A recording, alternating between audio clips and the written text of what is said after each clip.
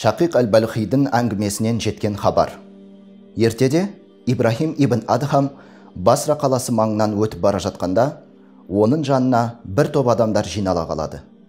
Сөйтіп олар Ибрахимнен былай деп сұрайды: "Осы біз Алладан сұраймыз, бірақ жауап берілмейді.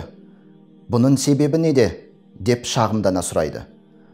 "Расында Алла Тағала маған жалбарыңдар, тілектеріңді қабыл етемін деп айтпады ма?" Сонда Ибрахим ибн Адхам, ғұлама, ғалым, тақуа кісі оларға былай деп жауап қайтарады: "Әй басралықтар, сендердің жүректерің 10 нәрсемен өлген.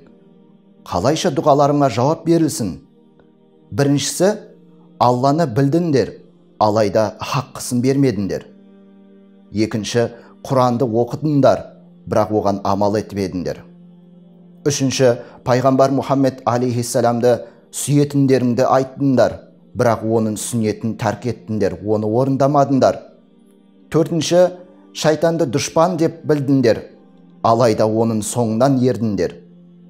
Бесінші, жаннатқа кіруді қаладыңдар, соны аңсадыңдар, бірақ оған кіргізетін амал жасамадыңдар. Тозақтан құтылуды қаладыңдар, бірақ оған өздерін сол тозаққа істеген істермен тастадыңдар. Жетінші, өлім хақ дедіңдер, бірақ оған дайындық жасамадыңдар. Сегізінші, адамдардың айыптарымен айналысып, өз айыптарыңды ескермедіңдер, өздеріңді түзетпедіңдер. Тоғызыншы, өлілерді жерледіңдер, бірақ одан ғибрат алмадыңдар.